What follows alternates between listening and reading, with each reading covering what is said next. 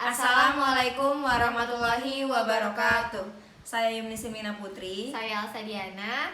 Dalam rangka memenuhi tugas mata kuliah Manajemen Resiko Bank Syariah, kami di sini ingin menjelaskan materi mengenai resiko pasar. Selamat menyaksikan. Nah teman-teman, jadi pembahasan pertama kita mengenai pengertian dulu dari resiko pasar. Apa sih resiko pasar itu? Resiko pasar itu adalah risiko pada posisi neraca dan rekening administratif akibat perubahan harga pasar teman-teman. Nah antara lainnya itu resiko berupa perubahan nilai dari aset yang dapat diperdagangkan atau disewakan. Nah pengertian tersebut adalah menurut PBI nomor 13/23/PBI/2011 tentang manajemen resiko bank syariah. Selanjutnya ada komponen resiko pasar. Komponen resiko pasar ini terdiri dari dua. Yang pertama, posisi neraca dan rekening administratif, dan yang kedua, perubahan harga pasar. Nah teman-teman, tadi kan yang pertama ada tuh posisi neraca dan rekening administratif. Jadi kita akan membahas pembahasan dari dua itu. Nah posisi neraca itu ada apa aja sih? Jadi posisi neraca itu terdiri dari dua, aset dan kewajiban. Nah sedangkan posisi rekening administratif itu terdiri dari kontingensi dan komitmen. Nah teman-teman, jadi kita akan membahas aset dulu. Aset itu ada jenisnya ada banyak teman-teman. Nah yang pertama itu ada aktiva produktif. Nah aktiva produktif itu ada pembiayaan. Pembiayaannya itu meliputi murobaha, mudoroba, dan lain-lain. Nah selanjutnya ada investasi. Investasi itu ada investasi apa aja sih? Ada surat berharga yaitu suku, sertifikat IMA, SBIS, dan saham. Nah selanjutnya ada komoditi. Komoditi itu ada emas, perak, produk pertanian, dan lain-lain.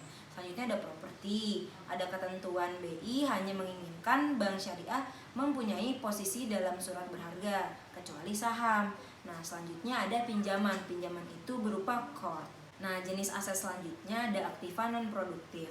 Nah aktiva non produktif itu meliputi apa aja sih? Ada alat likuid, aset untuk jual beli. Nah aset untuk jual beli ini ada aset istisna dalam penyelesaian. Nah secara teori bank syariah dapat memiliki aset berupa persediaan jual beli, tetapi peraturan yang ada tidak mengizinkan untuk itu. Nah contohnya itu ada apa aja sih? Ada mobil, motor, rumah. Nah selanjutnya ada aset untuk disewakan. Aset untuk disewakan itu adalah menggunakan aset ijaroh. Nah selanjutnya ada aktiva tetap dan inventaris dan aktiva lain-lain. Selanjutnya ada nilai atau posisi. Nah posisi total yang pertama. Posisi total itu posisi keseluruhan teman-teman.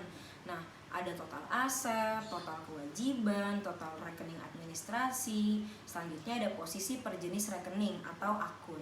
Nah nilai buku atau banking book, nilai aset sesuai harga perolehan. Khusus untuk aset ijaroh, aktiva tetap dan investasi dihitung setelah dikurangi penyusutan teman-teman. Nah selanjutnya ada nilai pasar atau trading book. Nilai pasar itu atau trading book adalah nilai aset sesuai harga pasar yang terjadi. Selanjutnya ada mata uang nih teman-teman. Nah mata uang itu terdiri dari mata uang domestik atau yang biasa kita pakai rupiah, IDR. Selanjutnya ada mata uang asing nih teman-teman, atau foreign currency. Itu ada US dollar, ada AUD, ada yen, euro, dan lain-lain. Nah sekarang ada contohnya nih teman-teman. Contoh dari posisi total yang pertama ada aset IDR. Nah aset IDR itu jumlah seluruh aset dalam IDR di mana aset falas dinilai sesuai nilai tukar berjalan. Selanjutnya ada aset US dollar. Nah jumlah seluruh aset yang tercatat dalam US dollar. Selanjutnya ada posisi rekening.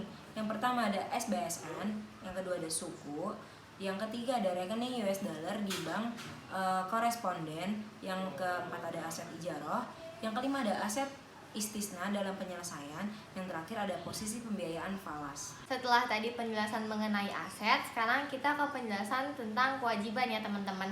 Kewajiban ini jenisnya ada 4. Yang pertama ada dana investasi tidak terikat atau mudharabah. Yang kedua kewajiban lancar. Yang ketiga rekening bank lain. Dan yang keempat hutang. Nah nilai banking book atau nilai buku yaitu ada posisi total dan per jenis rekening. Selanjutnya ada mata uang. Mata uang ini ada mata uang kita Indonesia yaitu IDR sama valuta asing. Oke teman-teman, tadi kan aset dan kewajiban itu masuknya ke posisi neraca.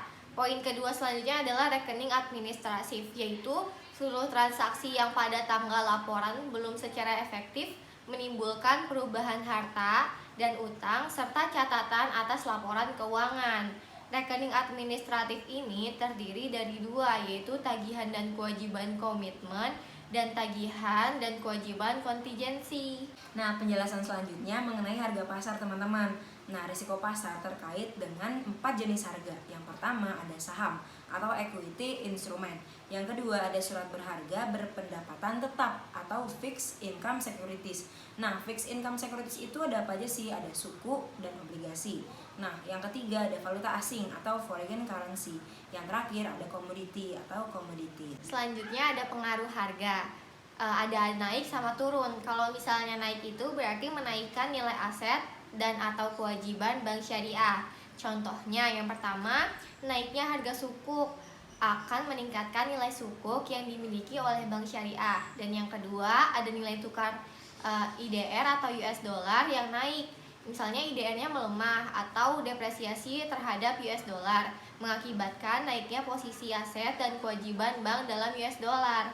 Nah, kalau misalnya turun, itu menurunkan nilai aset dan atau kewajiban bank syariah. Selanjutnya ada jenis resiko pasar ya.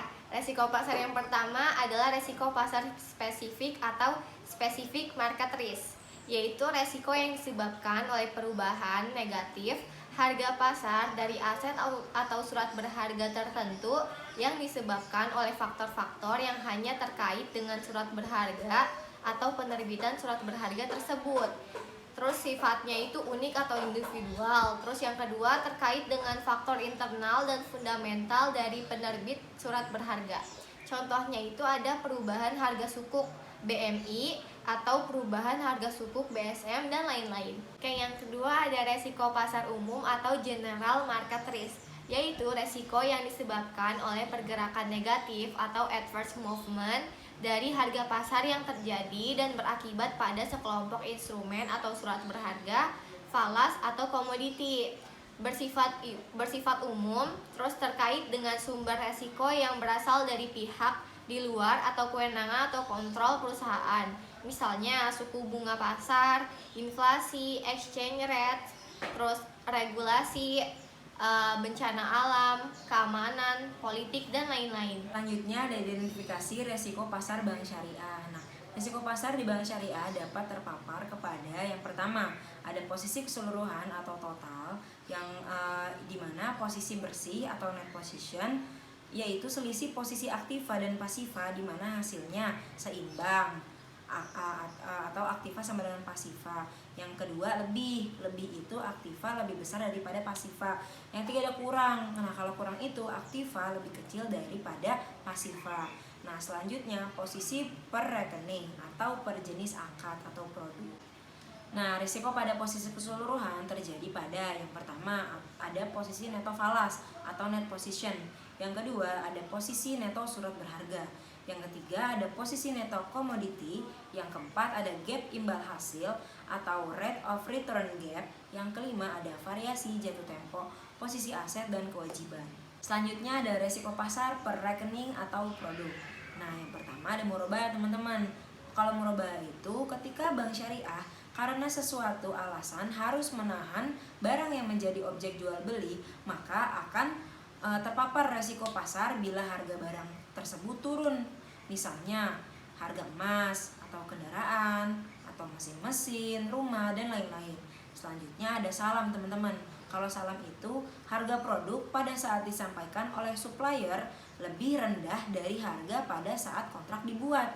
Nah, atau jadi bank itu harus mengakui kerugian, teman-teman. Selanjutnya ada ijaroh. Ijaroh itu harga objek sewa mengalami penurunan yang sangat besar sehingga nilai objek sewa yang berjalan tidak sesuai, teman-teman, dari nilai ekonominya dan nasabah menolak untuk meneruskan kontrak. Selanjutnya pengelolaan resiko pasar ya, teman-teman. Pengelolaan resiko pasar ini meliputi yang pertama, mark to market atau penyelarasan kepada harga pasar.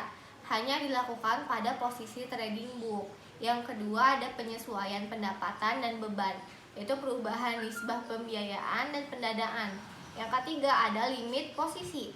Ada posisi seimbang atau square position dan posisi terbuka atau open position. Yang keempat ada limit kerugian, Maksimum penurunan harga yang diperkenakan misalnya 10%, 15%, dan seterusnya. Yang kelima ada cadangan kerugian, yaitu membiayai resiko pasar. Dan yang keenam, limit kepada kehadiran pasar yang baru. Oke, selanjutnya ada pengukuran resiko pasar bank syariah di Indonesia. Ada dasar peraturannya nih teman-teman. Jadi dasar peraturannya itu ada Peraturan Bank Indonesia nomor 7/13/PBI/2005 tentang kewajiban dan penyediaan modal minimum bank umum berdasarkan prinsip syariah. Yang kedua ada Peraturan Bank Indonesia nomor 12/10/PBI/2010 tentang perubahan ketiga atas PBI nomor 5/13/PBI/2003 tentang posisi devisa neto bank umum. Selanjutnya ada resiko pasar yang wajib diperhitungkan oleh bank syariah adalah resiko nilai tukar atau foreign exchange risk menurut PBI nomor 7/13/PBI/2005. Selanjutnya ada resiko nilai tukar atau foreign exchange risk adalah resiko kerugian akibat perubahan nilai tukar mata uang termasuk perubahan harga emas dari posisi bank dalam banking book. Bank syariah terekspos resiko nilai tukar apabila mempunyai posisi total valuta asing yang tidak seimbang baik long position atau short position.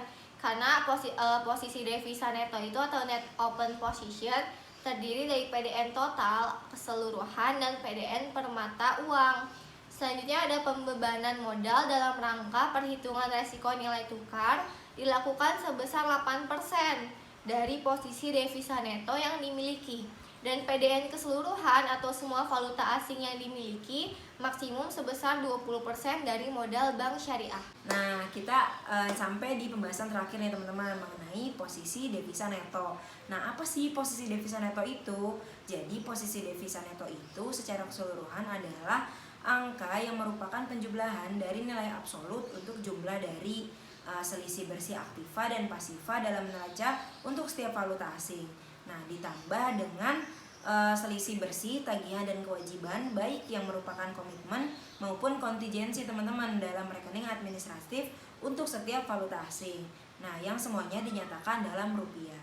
Demikian penjelasan mengenai risiko pasar yang bisa kami sampaikan. Ambil baiknya, buang buruknya. Terima kasih sudah menonton. Semoga bermanfaat. Wassalamualaikum warahmatullahi wabarakatuh.